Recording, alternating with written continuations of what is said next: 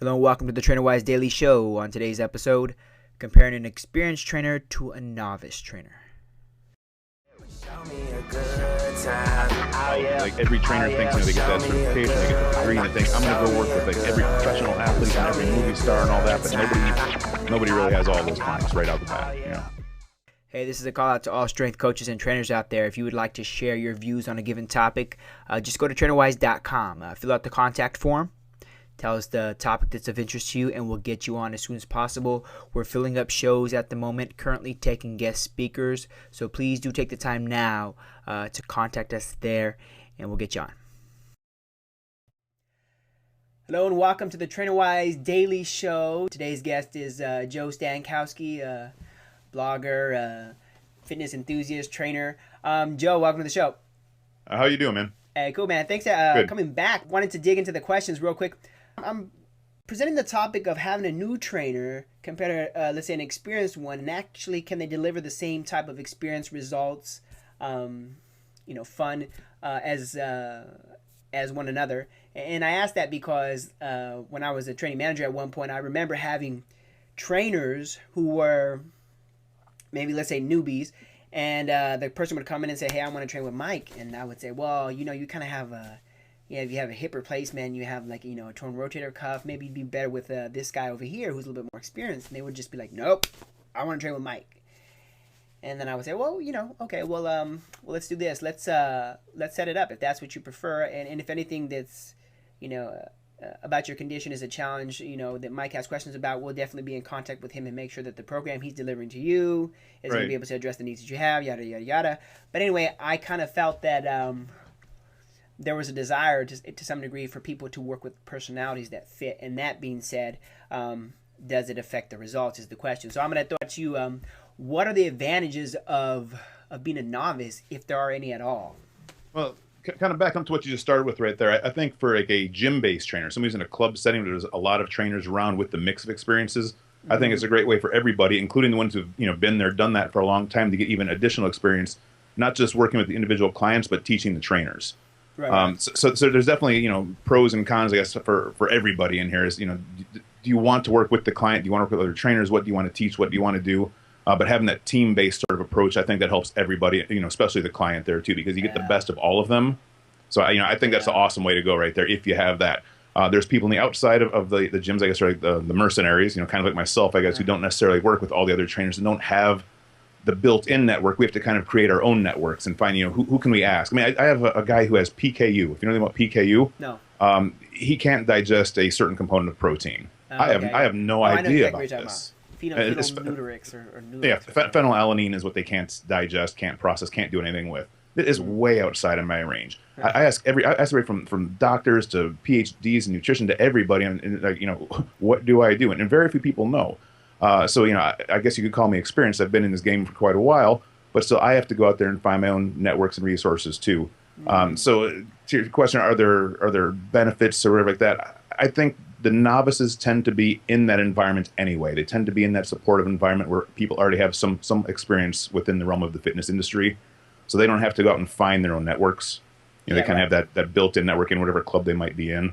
Yeah, right. That's a very good point. Let's transition to the next question. Advantage to being experienced. Is there something specific to say, well, when it comes to this experienced kind of trainer, this is what they have? Is that your feeling? I think when you get the experience, you tend to think you know it all. And I think a lot of us have kind of gone through that phase where I say, I'm really good at what I do. I know something really good about something.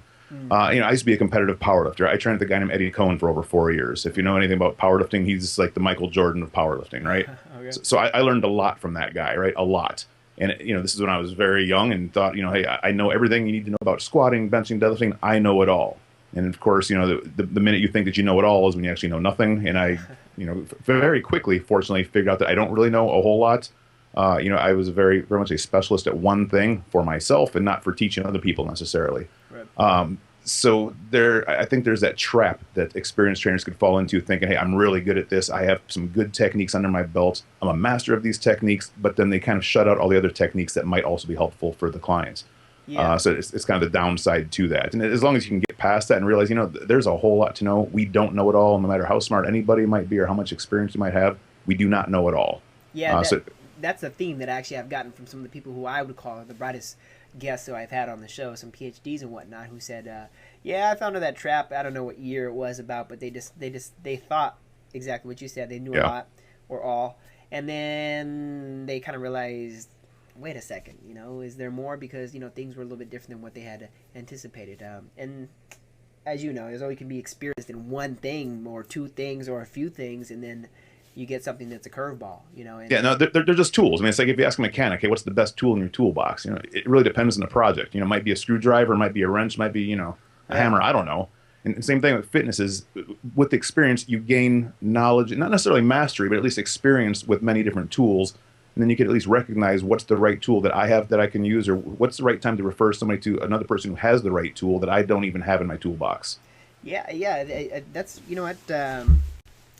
I was going to ask the next question, but it's kind of a moot point at this point. I was going to say what defines somebody as being experienced, and I guess it's a very vague question. I kind of think about that too, and I think if you can reproduce results with a similar sort of person under similar circumstances, then that makes you an expert at that. Right. Doesn't make you an expert at everything, but it might make you an expert at, helping women who are soccer moms between 28 and 33, and their first name begins with the letter M, and they happen to live, in the East Coast. I mean, depending on how much you niche it down, I think you can become an expert at certain things.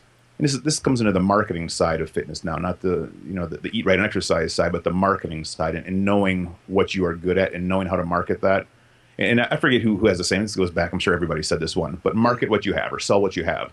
Yeah. So if you're a brand new trainer, if you have a horrible location, or if you have whatever, hey, we are inconveniently located behind this gangbanger hideout crack house, but we're going to get you in shape for this. So you have to sell what you have. That's it, man. That's pretty cool. I think the notion of newbie trainers can have a benefit because they can be really passionate, and sometimes, I mean, I don't know if it's the person who's in it for a long term anyway, who gets a little stagnant and not only believes that they know it all, but kind of stops reintroducing themselves to material that maybe they've gone over in the past, or looking at things from different perspectives. But it seems a lot of, if you take a trainer who's been training for like, let's say 13 years, 15 years, and then a person who's been training for only, let's say, less than 5, probably the person who's been training less than 5 years probably involved with CrossFit at some point, probably has been doing some kind of powerlifting, probably is wearing those Vibram 5 fingers, is doing all the kind of new trends, and the old guy probably still throws somebody on an incline press once in a while, who has no kind of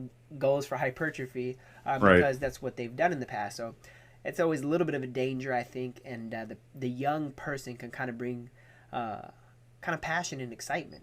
Sometimes it's like the whole trainer who's been there for a while, he's on checking his text messages while his client's doing his reps. Yeah, posing in the mirror and stuff like that, right, exactly. So, disinterest, in essence, can be a little bit of a negative to people who are maybe burnt out of doing the same thing. Maybe they haven't challenged themselves in new ways and whatnot, but... No, keep on learning, definitely. I mean, this is, again, learn from the new guys. And there's a saying about the teacher learns more than the student. Yeah, that's true. And like when there's a chance for me to work with somebody new, because there are some gyms that I work with locally here, in addition to my mercenary work, as I call it, away from them. And I love working with these new trainers because they ask questions, the same questions I have, and the same questions I had, and the same questions I still have.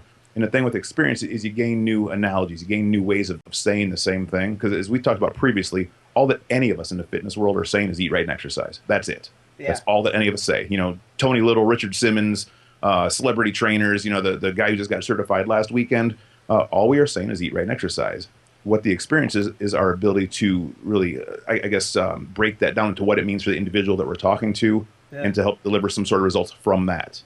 Yeah, that's a good point, and I think maybe how you relay that is probably can define your experience. In other words, the talk of it, at least for myself, I was probably a little too enthusiastic. I would have to evaluate myself in that way and say I was probably like, yes, oh, that's fantastic, and I kind of learned to temper my excitement at the achievements of my clients, because I felt like at some point, if they ate really well, and then all of a sudden they would come back and I'd high-fiving them and like, oh my gosh, we're gonna kick butt, and it's like 2 weeks in of a 16-week goal, and they're if I'm too amped up, then they're feeling all good, and they're like, oh, I deserve it. I deserve this margarita when I'm out. Right. So I've learned, I think probably if I had to speak to my own experience, being about 14 years in, I think it's about speaking. It's about knowing what not to say, and then, as you know, it's like I always make jokes to my clients about when I say, "What'd you have for dinner?" and they say, I don't even have to hear what they say. I just look at their eyes, and once they're like, "How am I going to tell him this without him making me do more cardio?"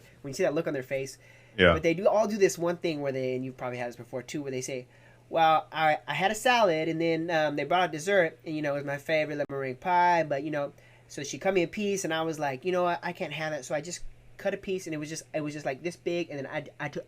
And then 2 bites, and then that was all. And then I they had. spit it all back out just to get the flavor and everything. Yeah. Yeah, and they do the little hand just like measurement, like it was just this big, and then I had, and then that's all. And it's like, to me, and I'm looking at them, and they don't know that like 85% of my clients who when they're busted for eating something bad and are trying to pat themselves on the back for not having as much as they normally have, which is, I guess, kind of a good thing, are all doing that same little thing. And I'm just thinking, like, I've seen this 1,000 times, and I think that's the one thing that you probably get from experience is you kind of see behaviors start to trend in a direction, and you could maybe intervene a little earlier with your and this part of the experience that I'd say I've gained over the years too is I've learned how to screen clients before I even accept them, and take them on. Yeah. And like, how do I filter them? How do I say, this isn't going to work? And the simplest thing I've figured out to do is if you give them just the task of a 3-day food log, just write down what you eat. I don't care if you're eating, Budweiser and Tombstone pizzas, 3 times a day. Write it down. That's the first part. I'm not grading. I'm not judging. I'm not doing anything like that. I just want to see, do you have the ability to do what I'm asking you to do? That's the first thing I want to see. And if you can't write down what you're eating, no matter how good, bad, or ugly it is, there's no way in hell you're going to keep up with the rest of the plan. I know that. Yeah. And because it's not required for them to do more than 3 days. That's just your test. You're saying it's a test. I mean, it gives me an idea of what their nutritional habits are already and their ability to follow through with some basic instructions. I mean, they could do a spreadsheet if they want to go all crazy and have pie charts and bar graphs, or they could scribble it down on a napkin with the old crayon. I don't care. I just want to see, will they do whatever it takes to follow through with the very simple assignments? Dude, I do the exact same thing. I just do it for a week. And I actually think it's tedious to do it ongoing, so I just say, hey, just a week. And it's the same thing. You see the diligence or lack thereof, and if you see that, you kind of know. No, and if they can't do that, it's like, you might just want to go to the library and borrow like a Denise Austin video or something like that and dance around your living room for a while and get the experience of what does not work. And it may work, and if it does, that's fine. Not to say that Denise Austin can't work for people, but how many people can do a video and any video and just kind of dance around their living room and get something out of it? Yeah, man, it's not fun to train people who are like making you twist their arm to be there, right? Making them like having to bust their chops to make them accountable. That's for the people who are doing the work, it's not work. It's fun, to see get results. But and that's I think it's like a necessary evil for the novice trainer to kind of go through that and have all the clients that aren't the good ones. Yeah. So then they can start to determine what they don't like to, who they don't like to work with, what kind of people they do not get along with, don't enjoy working with. That way they can start to really figure out who do they want to work with. Well said. Go ahead. No, that was it. I was gonna agree with you as well. Yeah, no, I was just going to follow up with, like, every trainer thinks, they get that certification, they get that degree, and they think, I'm going to go work with like every professional athlete and every movie star and all that, but nobody really has all those clients right out the bat, or right off the bat. It's like you deal with the regular people that have all the problems. I've worked with people that have, 3 kidneys, literally 3 kidneys, right? This girl was born with 3 kidneys. She overfiltered, and she's a competitive triathlete, so we had some issues to deal with there. They have people that have, you could have like an extra eyeball growing in their forehead. It doesn't matter. I mean, there's always these problems. And this is what the typical personal training client is. And you gain experience working with that, not with the perfect ideal client who does everything. Because if they're perfect and ideal, they don't need you anyway. Yeah. They've already got it figured out. Yeah, that's it. And you're probably more expendable. So, hey, man, that perfectly said. Let's keep it short and sweet. Wanted to say thanks for coming on today. And right on. If people want to get a hold of you and they want to hear more information on what you got going on, where's the best place for them to reach you? I guess they could just go to my blog if they want to entertain themselves, morningcupofjoe.com. It's kind of my caffeine-inspired, just, I guess, rants and observations, everything else, fitness and otherwise. Super cool, man. Thanks for coming on, and thank you, everybody, for watching. Right on. See you guys later. Show me a good time. Oh, yeah. Oh, yeah. Show me a good. Show me a good. Show me a good time.